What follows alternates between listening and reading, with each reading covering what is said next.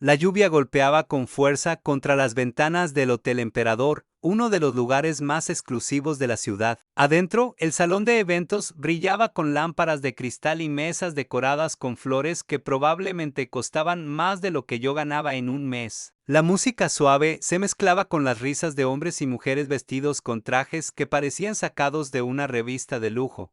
Yo no encajaba ahí, lo supe desde el momento en que crucé la puerta. Mi camisa de trabajo todavía olía ligeramente a aceite de motor, aunque me había lavado las manos 3 veces antes de salir. Mis zapatos estaban limpios, pero gastados. No tenía un traje elegante como los demás, pero tenía algo que ellos no tenían, una invitación. Valeria me la había dado hace 2 semanas. Es importante para mí que estés ahí, Mateo, me había dicho con esa sonrisa que siempre hacía que mi corazón latiera más rápido. Quiero que conozcas a las personas con las que voy a trabajar. Quiero que vean al hombre que amo. Esas palabras me habían llenado de esperanza. Valeria era todo para mí. Llevábamos casi 2 años juntos y cada día me enamoraba más de ella. Era inteligente, ambiciosa, soñadora. Me hacía sentir que yo también podía ser alguien importante, aunque solo fuera un mecánico que arreglaba autos en un taller pequeño al otro lado de la ciudad. Pero cuando entré al salón esa noche, algo estaba mal. Valeria no vino a recibirme. La busqué entre la multitud y finalmente la vi. Estaba de pie junto a un hombre alto,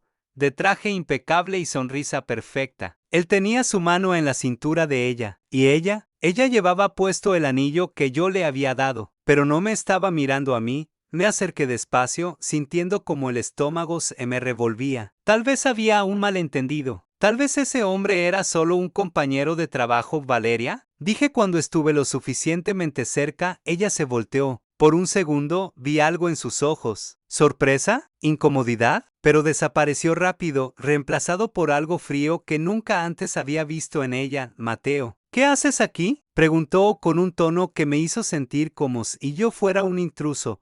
¿Me invitaste?, respondí, confundido. Saqué la invitación de mi bolsillo y se la mostré. Dijiste que era importante. El hombre a su lado me miró de arriba abajo con una sonrisa burlona. ¿Este es el mecánico del que me hablaste?, preguntó como si yo no estuviera ahí. Valeria no respondió. Solo bajó la mirada. El hombre dio un paso hacia mí. Déjame adivinar. Viniste aquí pensando que pertenecías a este lugar. Pensaste que podrías impresionar a Valeria con ¿qué? ¿Una invitación impresa en papel barato? La gente a nuestro alrededor comenzó a voltear. Algunos sonreían. Otros sacaban sus teléfonos para grabar. De escucha, amigo, dijo el hombre, alzando la voz para que todos escucharan. Este no es tu mundo. Valeria merece estar con alguien de su nivel. Alguien que pueda darle el futuro que se merece. No un mecánico que huele a aceite y vive en un departamento de segunda. Sentí como la sangre se me subía a la cara. La humillación me quemaba por dentro. Pero lo peor no era lo que ese hombre decía. Lo peor era que Valeria no me defendía. Valeria, por favor, susurré, mirándola a los ojos. Dime que esto es un error. Ella respiró hondo. Y entonces dijo las palabras que me destrozaron. Mateo, lo siento. Pensé que ibas a cambiar. Pensé que ibas a ser alguien importante. Pero sigues siendo el mismo. Y yo necesito más. Ricardo me puede dar la vida que siempre soñé. Tunosu quitó el anillo de compromiso y me lo entregó. Sus manos estaban frías. O tal vez eran las mías. Adiós, Mateo, dijo, y se alejó del brazo de Ricardo. La sala estalló en risas. Alguien gritó, deberías haber llegado en un auto mejor, amigo. Otro dijo, pobre tipo. Seguro pensó que tendría una oportunidad. Los guardias de seguridad se acercaron. Uno de ellos me tomó del brazo. Vamos, amigo, es hora de que te vayas. Pero tengo una invitación, dije con la voz rota. Ella me invitó. Señor, por favor no cause problemas, respondió el guardia, apretando más fuerte. Me sacaron a rastras mientras la gente seguía grabando y riendo. Podía escuchar los comentarios, las burlas, los insultos. Cuando me dejaron afuera, la lluvia me golpeó como si el cielo también quisiera castigarme. Me senté en la acera, empapado, sosteniendo el anillo que Valeria me había devuelto. Era un anillo sencillo, lo único que pude pagar con mis ahorros. Pero lo había comprado con amor, con la esperanza de construir un futuro juntos.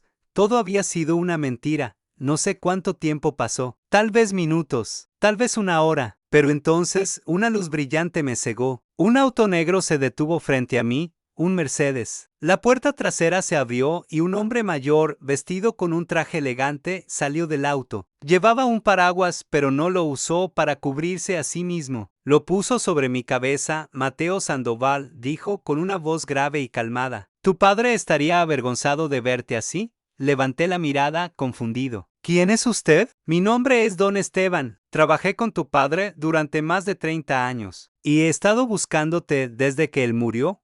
Mi padre. Esa palabra me golpeó como un puño en el pecho. Había pasado años tratando de olvidarlo, de olvidar todo lo que él representaba. Don Esteban me extendió una tarjeta. Cuando estés listo para recordar quién eres realmente, llámame. Tomé la tarjeta con manos temblorosas. Bajo la luz del poste, leí las palabras impresas en dorado: Sandoval Industries Private Equity Holdings. Don Esteban me miró con algo que parecía compasión. Puedes seguir siendo un mecánico si quieres, Mateo, pero también puedes ser quien naciste para ser. La elección es tuya. Subió de nuevo al auto y desapareció en la noche. Me quedé ahí, bajo la lluvia, sosteniendo esa tarjeta. Y por primera vez en años, recordé quién era. Pasé 3 días sin dormir bien. La tarjeta de Don Esteban estaba sobre mi mesa, mirándome cada vez que entraba al departamento. No podía dejar de pensar en sus palabras. ¿Tu padre estaría avergonzado de verte así? Tal vez tenía razón. Me senté en el sofá gastado de mi sala, con una taza de café frío en las manos, y dejé que los recuerdos regresaran. Esos recuerdos que había enterrado tan profundo que casi olvidé que existían. Mi padre. Alejandro Sandoval era un hombre imponente, alto, de voz firme, siempre vestido impecablemente. Construyó un imperio desde la nada. Empezó con un pequeño negocio de importaciones y, con los años, lo convirtió en una de las empresas más poderosas del país: hoteles, bienes raíces, inversiones internacionales. El apellido Sandoval significaba poder, pero para mí, solo significaba soledad. Recuerdo las noches en esa mansión enorme, tan grande que mi voz se perdía en los pasillos cuando llamaba a mi padre. Él nunca estaba. Siempre había una reunión, un viaje, un negocio más importante que una cena conmigo. Mi madre murió cuando yo tenía 7 años. Después de eso, mi padre se volvió aún más distante. Como si el trabajo fuera la única forma en que sabía lidiar con el dolor. Crecí rodeado de lujos, pero sin amor. Tenía todo lo que el dinero podía comprar, pero nadie que realmente me viera. Los otros niños en la escuela privada me trataban diferente. No sabía si eran mis amigos porque les agradaba o porque querían estar cerca del hijo de Alejandro Sandoval. Esa duda me carcomía. Cuando cumplí 18 años, mi padre me sentó en su oficina. Recuerdo el olor a madera fina y el sonido del reloj antiguo que tenía en la pared. Mateo, me dijo, sin levantar la vista de los documentos que estaba firmando, es hora de que aprendas a manejar el negocio. Empezarás la próxima semana. Te he conseguido una posición en la junta directiva. No me preguntó si eso era lo que yo quería. Solo asumió que seguiría su camino. No quiero, le dije. Esa fue la primera vez que me miró realmente en años. Perdón, no quiero ser parte de esto. Papá, no quiero pasarme la vida en reuniones y sacrificar todo por el dinero. Quiero vivir de verdad. Quiero conocer gente que me vea por quien soy, no por lo que tengo. Se levantó de su silla. Su rostro estaba rojo de ira. ¿Sabes cuánto he trabajado para darte todo esto? ¿Tienes idea del sacrificio que hice? Y tú me vienes con qué quieres. Vivir de verdad. La vida real es dura, Mateo, es injusta. Yo te estoy ofreciendo un camino donde nunca tendrás que sufrir, pero tampoco tendré que sentir, le respondí con lágrimas en los ojos. No quiero ser como tú, papá, no quiero terminar solo, rodeado de dinero, pero sin nadie que realmente me ame. Esas palabras lo lastimaron, lo vi en sus ojos, pero no dijo nada más. Solo me dio la espalda y se quedó mirando por la ventana de su oficina. A la mañana siguiente empaqué mis cosas y me fui. Dejé todo atrás: la mansión, el dinero, el apellido. Empecé a usar el apellido de mi madre, Vega. Conseguí un trabajo en un taller mecánico porque siempre me gustó arreglar cosas con mis propias manos. Era algo real, algo tangible, y por primera vez en mi vida me sentí libre. Los primeros meses fueron difíciles. Vivir con poco dinero, pagar renta, cocinar mi propia comida. Pero también fue liberador. Nadie me conocía, nadie me juzgaba por mi apellido. Yo era solo Mateo. el mecánico que trabajaba duro y trataba de encontrar su lugar en el mundo. Fue entonces cuando conocí a Valeria. Ella trabajaba en una cafetería cerca del taller, siempre pedía lo mismo, un café con leche y una sonrisa, que iluminaba todo el lugar. Un día me atreví a hablarle, le hice reír, y desde ese día no dejamos de hablar. Valeria era diferente, no le importaba que no tuviera dinero, me decía que lo que más le gustaba de mí era que era real, que no fingía ser algo que no era. Eso me llenaba de felicidad porque era exactamente lo que yo había estado buscando. Durante 2 años construimos algo hermoso. Cenas sencillas en mi departamento, paseos por el parque, conversaciones hasta la madrugada. Ella me contaba de sus sueños, de cómo quería terminar la universidad y trabajar en negocios internacionales, y yo la apoyaba en todo. Le prometí que algún día le daría todo lo que merecía.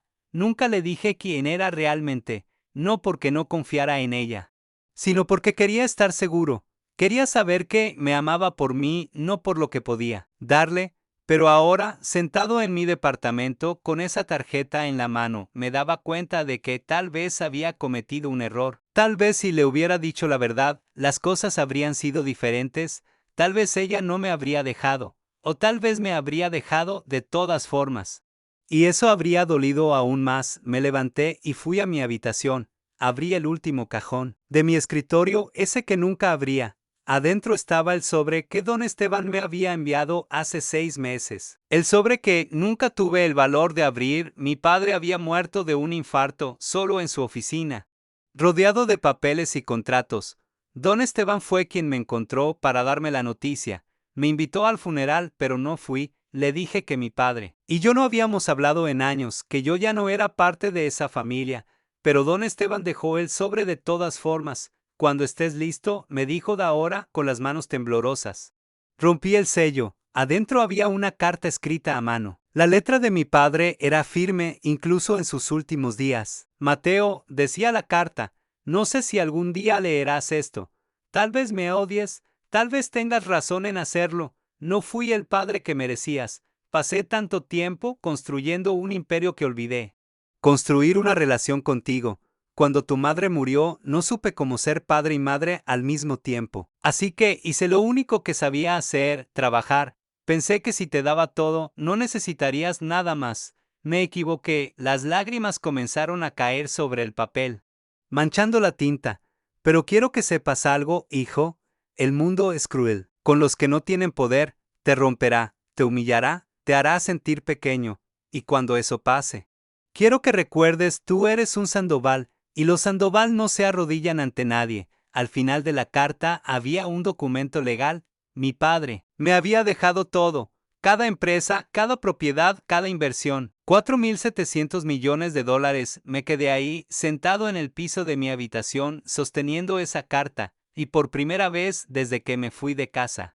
Lloré por mi padre, lloré por los años perdidos, por las conversas que nunca tuvimos, por el abrazo que nunca me dio, pero también sentí algo más, algo oscuro y poderoso creciendo dentro de mi rabia. Tomé mi teléfono y marqué el número en la tarjeta de don Esteban. Él contestó al primer timbre. Estoy listo, le dije con la voz firme. Es hora de que el mundo sepa quién soy. La reunión con la junta directiva de Sandoval Industries fue como entrar a otro mundo. Una sala enorme con ventanales que daban vista a toda la ciudad, una mesa de caoba que parecía interminable, y 15 personas en trajes perfectos que me miraban como si hubiera regresado de entre los muertos, porque para ellos yo había desaparecido, el hijo rebelde que abandonó todo y nunca volvió. Don Esteban estaba a mi lado, firme como una roca. Señores, dijo con autoridad, les presento a Mateo Sandoval, hijo único de Alejandro Sandoval y heredero legítimo de esta empresa. Hubo murmullos,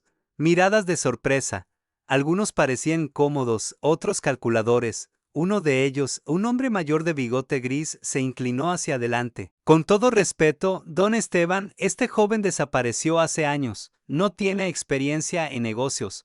¿Cómo podemos estar seguros de que está capacitado para liderar este imperio? Don Esteban sonrió.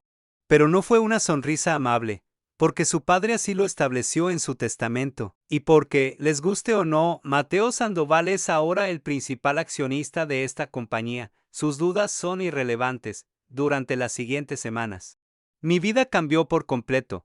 Don Esteban se convirtió en mi mentor, enseñándome todo, lo que mi padre nunca tuvo tiempo de mostrarme, cómo leer balances financieros, cómo identificar inversiones estratégicas, cómo negociar con personas que solo respetan el poder, pero también me enseñó algo más oscuro. Me enseñó que en ese mundo la venganza no era un acto impulsivo, era un arte. Requería paciencia, estrategia y, sobre todo, información. Si quieres destruir a alguien, me dijo una tarde mientras revisábamos documentos en la oficina que alguna vez fue de mi padre, primero debes entender qué es lo que más valora, y luego quitárselo. Yo sabía exactamente a quién quería destruir. Ricardo Montiel. Investigué todo sobre él. Su empresa, Montiel Group, parecía exitosa en la superficie, oficinas lujosas, contratos con hoteles importantes, presencia en redes sociales. Pero cuando mis analistas cavaron más profundo, encontraron la verdad. Estaba al borde de la quiebra. Había tomado préstamos de inversores peligrosos para mantener las apariencias. Proyectos que prometió nunca se completaron. Clientes importantes estaban comenzando a retirarse. Todo era una fachada. Ricardo Montiel era un castillo de naipes esperando a que alguien soplara, y yo iba a ser ese alguien. Compré sus deudas, todas. Los inversores estaban más que felices de venderlas con descuento. Alguien con el apellido Sandoval. En cuestión de semanas, yo controlaba el futuro financiero de Ricardo. Una sola orden mía y su empresa colapsaría, pero no lo hice de inmediato. Quería que sufriera lentamente. Quería que sintiera la misma impotencia que yo sentí esa noche bajo la lluvia. Mientras tanto, me transformé por completo. Dejé de usar ropa de trabajo. Ahora vestía trajes hechos a la medida. Relojes que costaban más que un auto, zapatos italianos. Me corté el cabello en un salón exclusivo. Incluso mi forma de hablar cambió. Me volví más directo, más frío, más calculador. Ya no era Mateo Vega, el mecánico. Era Mateo Sandoval, el heredero de un imperio. Y esa transformación me dio poder, pero también me quitó algo. Cada día que pasaba, sentía como si estuviera perdiendo una parte de mí mismo. La parte que soñaba con una vida sencilla, la parte que creía en el amor sincero. Don Esteban organizó una gala benéfica en el mismo hotel donde me humillaron. Era el lugar perfecto para mi regreso. Envió invitaciones a todos los nombres importantes de la ciudad, incluyendo, por supuesto, a Ricardo Montiel, la noche de la gala. Me miré en el espejo antes de salir. No reconocía al hombre que me devolvía la mirada. Parecía exitoso, poderoso, intocable, pero sus ojos estaban vacíos. Llegué al hotel en una limusina. Esta vez no hubo guardias que me detuvieran. Los mismos que me sacaron hace meses ahora me abrían las puertas con reverencias. Buenas noches, señor Sandoval. Es un honor tenerlo aquí. Entré al salón y las conversaciones se detuvieron. Todos voltearon a verme. Algunos me reconocieron de inmediato. Otros murmuraban, preguntándose quién era ese joven que entraba con tanta seguridad. Y entonces la vi. Valeria estaba cerca de la barra, con un vestido elegante pero no tan lujoso como los de las demás mujeres. Se veía cansada, sus ojos ya no tenían ese brillo que yo recordaba. Cuando nuestras miradas se cruzaron, vi cómo abría los ojos con sorpresa. Me acerqué despacio. Ella no se movió, como si no pudiera creer lo que estaba viendo. «Mateo», susurró cuando estuve frente a ella. «Buenas noches, Valeria», dije con una voz tranquila, cortés, distante, como si estuviera hablando con una extraña. «Yo no entiendo. ¿Qué haces aquí?» «¿Cómo? ¿Cómo es que ahora estoy aquí?» Terminé su pregunta. Digamos que recordé quién soy realmente. Ella me miraba confundida, buscando en mis ojos al hombre que alguna vez conoció, pero ese hombre ya no estaba. «Mateo, yo quiero explicarte», comenzó a decir, con la voz quebrada. «No es necesario», la interrumpí. «Ya entendí todo perfectamente esa noche. Tú querías a alguien exitoso, alguien con poder, alguien que pudiera darte la vida que soñabas, y tenías razón en una cosa, yo no era esa persona, pero ahora lo soy». «No, Mateo, escucha, disfruta la gala. Valeria, es lo menos que puedo ofrecer». Me alejé antes de que pudiera decir algo más. Cada paso me dolía, pero no podía mostrar debilidad. No ahora. Entonces lo vi.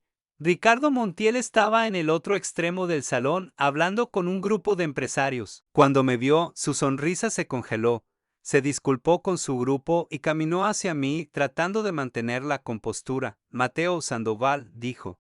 Como si el apellido le quemara la lengua. No sabía no sabía quién eras. Lo sé, respondí con calma. Esa noche me llamaste un don nadie. Me dijiste que olía a aceite. Me humillaste frente a todos. Ricardo tragó saliva. Mira. Si hubieras sabido, ¿habrías actuado diferente? Lo interrumpí. Por supuesto que sí.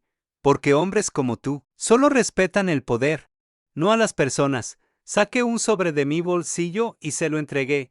Él lo abrió con manos temblorosas. Adentro estaban los documentos que probaban que yo ahora era dueño de todas sus deudas. Su rostro se puso pálido. Esto no puede ser real. Es muy real, Ricardo.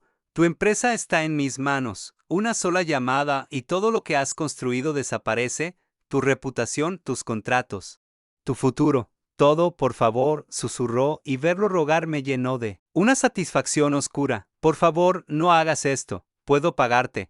Podemos llegar a un acuerdo. Lo miré a los ojos, recordando esa noche bajo la lluvia, recordando cómo se rió de mí, cómo me hizo sentir insignificante. Me dijiste que este no era mi mundo, le dije en voz baja. Para que solo él pudiera escuchar. Tenías razón, no, lo era.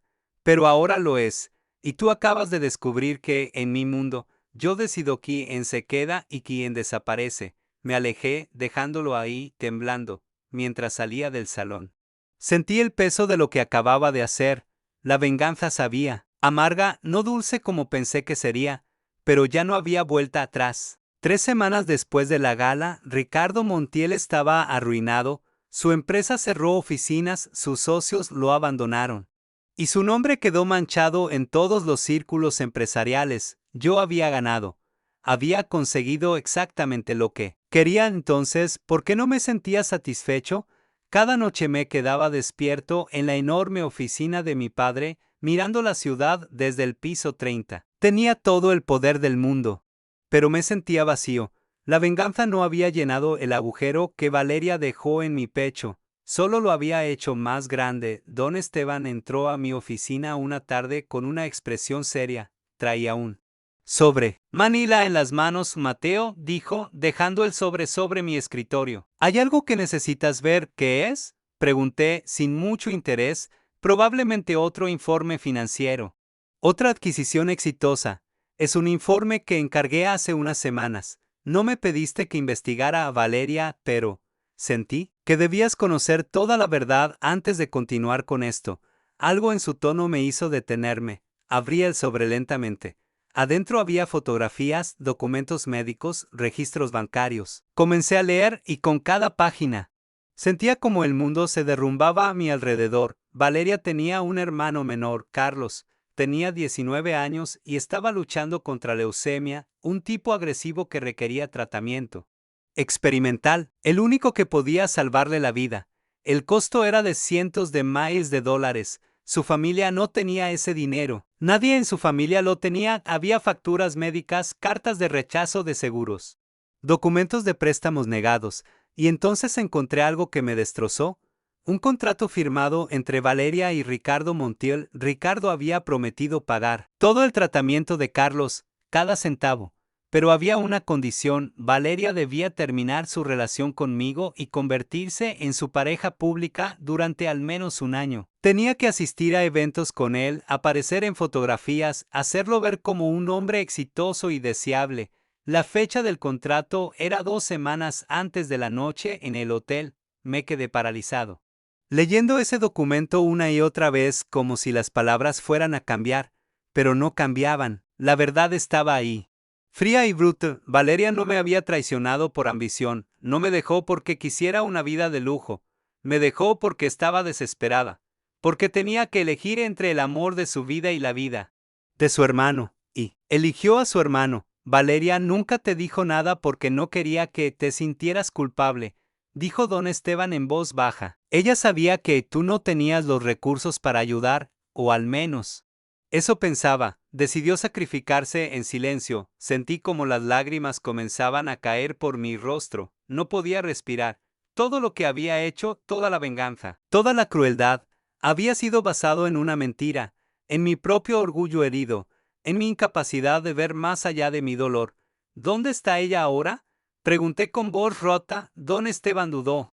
Trabaja en 2 empleos, uno en una cafetería durante el día, otro limpiando oficinas por las noches. Ricardo cumplió su promesa de pagar el tratamiento, pero después de que tú lo arruinaste. Dejó de darle cualquier tipo de apoyo. Ella está tratando de sobrevivir. Mientras cuida de su hermano, me levanté de mi silla tan rápido que casi la tiré. Necesito verla. Necesito hablar con ella. Necesito explicarle. ¿Explicarle que, Mateo? Preguntó don Esteban, mirándome con una mezcla de compasión y decepción. ¿Que destruiste la vida del hombre que estaba salvando a su hermano? ¿Que la humillaste en público sin siquiera preguntarle por qué tomó esa decisión? Sus palabras me golpearon como puños. Tenía razón. Yo había sido tan egoísta, tan cegado por mi propio dolor, que nunca me detuve a pensar en la posibilidad de que hubiera otra explicación. Pasé los siguientes días investigando más. Descubrí que Carlos había completado su tratamiento y que el pronóstico era bueno, pero las finanzas de Valeria estaban destrozadas. Tenía deudas de tarjetas de crédito que había usado para cubrir gastos que Ricardo ya no pagaba. Trabajaba 18 horas al día solo para mantenerse a flote, y todo era mi culpa. Intenté ayudar de forma anónima. Pagué sus deudas a través de un fondo de caridad, mandé dinero para cubrir los gastos médicos restantes de Carlos, incluso le ofrecí un trabajo bien remunerado en una de mis empresas. A través de una carta formal que parecía una oportunidad legítima. Pero cuando fui a verla en persona, cuando finalmente reuní el valor de enfrentarla, todo salió mal. La encontré saliendo de la cafetería después de su turno. Se veía exhausta, con ojeras profundas y el cabello recogido en una cola de caballo simple. Cuando me vio, se detuvo en seco. Valeria, dije, acercándome despacio. Como si fuera un animal asustado que podría huir en cualquier momento. Por favor, necesito hablar contigo. Ella negó con la cabeza, con los ojos llenos de lágrimas. No tengo nada que decirte. Mateo, pero yo sí tengo algo que decirte. Acabo de enterarme, acabo de saber la verdad, sobre Carlos, sobre Ricardo, sobre todo. De ella cerró los ojos y las lágrimas comenzaron a caer. ¿Y eso qué cambia? Ya está hecho. Cambia todo, dije, sintiendo como mi voz se quebraba. Yo pensé que me habías traicionado. Pensé que solo te importaba el dinero y el estatus, pero estabas tratando de salvar a tu hermano. Hiciste un sacrificio imposible y yo te castigué por ello. Sí, dijo ella, mirándome directamente a los ojos, lo hiciste, y no solo me castigaste a mí, Mateo, destruiste a Ricardo. Sé que él no era un buen hombre. Sé que era arrogante y cruel, pero cumplió su promesa, salvó la vida de Carlos cuando nadie más pudo. Y tú lo arruinaste. Lo siento, susurré, y esas palabras se sintieron tan insuficientes. Lo siento mucho, si pudiera regresar el tiempo, pero no puedes, me interrumpió. No puedes deshacer lo que hiciste, no puedes devolverme las noches que pasé llorando, preguntándome si tomé la decisión correcta. No puedes borrar la culpa que siento cada vez que veo a Carlos y pienso en todo lo que sacrifiqué por él. Déjame ayudarte, le rogué, déjame compensarte. Puedo pagar todo. Puedo asegurarme de que tú y Carlos nunca tengan que preocuparse por dinero de nuevo. Ella rió, pero no fue una risa feliz, fue amarga, llena de dolor. ¿Crees que esto se trata de dinero? Mateo, tú tenías razón desde el principio. Yo te mentí, no sobre amarte. Eso siempre fue real, pero te mentí al no decirte sobre Carlos. Te mentí al no darte la oportunidad de decidir juntos qué hacer. Y me mentí a mí misma pensando que podría vivir con esa decisión. Valeria, tú tenías todo el derecho de estar enojado conmigo. Continuó con la voz temblorosa, pero no tenías derecho a destruir todo a tu alrededor solo porque estabas herido. Usaste tu poder como un arma. Te convertiste exactamente en el tipo de persona que siempre dijiste que no querías ser. Sus palabras me atravesaron porque eran verdad, cada una de ellas. No te odio, Mateo, dijo finalmente, limpiándose las lágrimas, pero tampoco puedo perdonarte, no ahora, tal vez nunca. Lo que hiciste no solo me lastimó a mí, lastimó a todos a tu alrededor. Y lo más triste es que te lastimaste más a ti mismo. Se dio la vuelta para irse. Valeria, espera, la llamé una última vez. ¿Qué puedo hacer? Dime qué puedo hacer para arreglar esto. Ella se detuvo sin voltear. Aprende a vivir con las consecuencias de tus acciones. Y la próxima vez que tengas poder sobre alguien, úsalo para construir, no para destruir.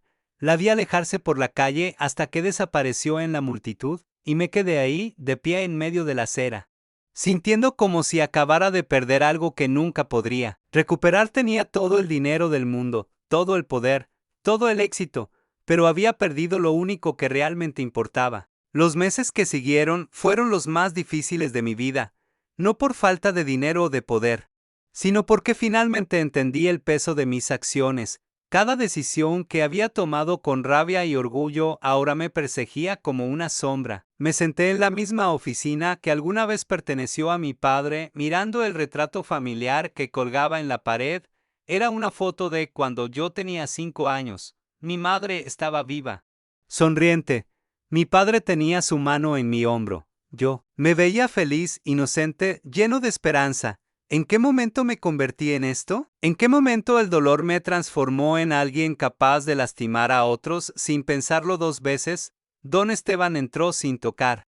Como siempre hacía, me conocía lo suficientemente bien como para saber cuando necesitaba compañía, incluso si yo no la pedía. «Te ves terrible», dijo, sentándose frente a mí. «Me siento peor», respondí con honestidad. Él suspiró. «Mateo, sé que es que arruinaste todo. Y en cierto modo lo hiciste. Pero todavía tienes la oportunidad de hacer algo bueno con todo este poder que ahora posees». «¿Cómo qué?», pregunté, sintiendo el cansancio en cada palabra. «¿Cómo compensa uno por haber destruido la vida de alguien? No lo compensas», dijo don Esteban. «Pero puedes intentar construir algo mejor de ahora en adelante. Tu padre pasó toda su vida acumulando riqueza. Tal vez tú puedas pasar la tuya usándola para ayudar a otros». Esas palabras se quedaron conmigo durante días, y lentamente comencé a actuar. Primero, me aseguré de que Valeria y Carlos estuvieran completamente cubiertos. A través de un fideicomiso anónimo pagué todas sus deudas. Establecí un fondo para los gastos médicos continuos de Carlos y para su educación universitaria. Me aseguré de que Valeria recibiera una oferta de trabajo real, sin ataduras, en una empresa que no estaba conectada conmigo. Un trabajo donde pudiera usar su talento y construir su propia carrera. Nunca le dije que fui yo. Respetaba su deseo de no tener nada que ver conmigo, pero al menos podía asegurarme de que su sacrificio no fuera en vano. Luego miré a Ricardo. Sí, él había sido cruel conmigo, pero también había cumplido su promesa de salvar a Carlos, y yo lo había destruido por eso. Así que hablé con mis contactos y le di una segunda oportunidad. Un puesto en una empresa asociada, lejos de los reflectores, donde pudiera reconstruir su vida sin la carga de su nombre arruinado. No lo hice porque me cayera bien, lo hice porque era lo correcto, pero mi verdadero trabajo apenas comenzaba. Creé una fundación con el nombre de mi madre, no el de mi padre, una fundación dedicada a ayudar a familias que enfrentaban crisis médicas y que no tenían los recursos para pagar tratamientos. Quería que ninguna otra persona tuviera que elegir entre el amor y la supervivencia, como Valeria tuvo que hacerlo. Invertí millones en hospitales, en investigación médica, en programas de apoyo. Cada vez que firmaba un cheque, pensaba en Carlos, en Valeria, en todas las personas que sufrían en silencio porque el mundo era injusto y cruel. Don Esteban estaba orgulloso. Lo veía en sus ojos cada vez que revisábamos los proyectos de la fundación. «Tu padre construyó un imperio», me dijo una vez, «pero tú estás construyendo un legado». Pasaron 6 meses, luego un año. Mi vida había encontrado un propósito. Pero el vacío seguía ahí, porque no importaba cuántas vidas ayudara, no podía deshacer el daño que le había hecho a la persona que más amaba. Una tarde, mientras trabajaba en mi oficina, mi asistente me informó que había llegado un paquete. No tenía remitente, solo mi nombre escrito a mano en el sobre. Lo abrí con curiosidad. Adentro había una carta. Reconocí la letra de inmediato. Era de Carlos. «Estimado señor Sandoval», comenzaba la carta. «No sé si se acuerda de mí. Probablemente no. Soy Carlos, el hermano de Valeria. Me tomó mucho tiempo encontrar el valor para escribirle esta carta. Pero siento que se la debo. Continué leyendo, con el corazón latiendo cada vez más rápido. Yo estaba muy enfermo hace 2 años, tan enfermo que los doctores le dijeron a mi familia que prepara lo peor, pero mi hermana nunca se rindió. Hizo sacrificios que yo apenas estoy comenzando a entender. Dejó ir cosas que amaba para salvarme, y aunque en ese momento no lo sabía. Usted también fue parte de esa historia. Recientemente mi hermana me contó todo. Sobre usted, sobre lo que pasó, sobre las decisiones imposibles que tuvo que tomar. Me contó cómo la lastimó, pero también me contó algo más. Me dijo que, al final, usted intentó hacer las cosas bien, que ayudó a nuestra familia de maneras que nosotros nunca sabremos completamente. Empecé a investigar, descubrí la fundación que lleva el nombre de su madre. Leí sobre las familias que ha ayudado, sobre los niños que ahora tienen una oportunidad de vivir gracias a su trabajo, y me di cuenta de algo: usted cometió errores, grandes errores, pero está tratando de aprender de ellos. No le estoy escribiendo para decirle que todo está perdonado. No puedo hablar por mi hermana, pero quiero que sepa algo: estoy vivo hoy gracias a una cadena de eventos que comenzó con dolor pero que terminó con esperanza, y parte de esa esperanza tiene su nombre. Estoy en mi 2.º año de universidad estudiando medicina. Quiero ser oncólogo. Quiero ayudar a niños como yo que necesitan un milagro. Y cuando logre ese sueño, voy a recordar que los milagros vienen en muchas formas. A veces vienen del sacrificio, a veces del arrepentimiento, y a veces de la voluntad de ser mejor. Gracias por darme la oportunidad de tener un futuro. Y gracias por demostrarle a mi hermana que las personas pueden cambiar incluso cuando el cambio duele. Con gratitud, Carlos. Las lágrimas caían sobre el papel mientras leía la carta una y otra vez. No era perdón, no era reconciliación, pero era algo que no sabía que necesitaba: reconocimiento de que estaba en el camino correcto. Esa noche me quedé solo en la oficina, mirando la ciudad iluminada debajo de mí. Pensé en mi padre, en cómo dedicó su vida a construir poder pero murió solo. Pensé en Valeria, en su fuerza para hacer lo imposible por amor. Pensé en Carlos, que encontraba esperanza incluso después de tanto dolor. Y pensé en mí, en el hombre que fui, en el hombre que me convertí y en el hombre que todavía podía llegar a ser. No podía cambiar el pasado, no podía borrar las heridas que causé, pero podía elegir qué hacer con el futuro. Saqué mi teléfono y le escribí un mensaje a don Esteban: quiero expandir la fundación. Necesito que sea más grande, que llegue a más personas, sin importar el costo. Su respuesta llegó casi de inmediato: tu padre estaría orgulloso. Pero más importante, tú deberías estar orgulloso de ti mismo. Miré el retrato familiar en la pared una última vez esa noche. El niño de 5 años que sonreía en esa foto había perdido mucho en el camino. Perdió a su madre. PRDIO. A su padre. Perdió el amor de su vida.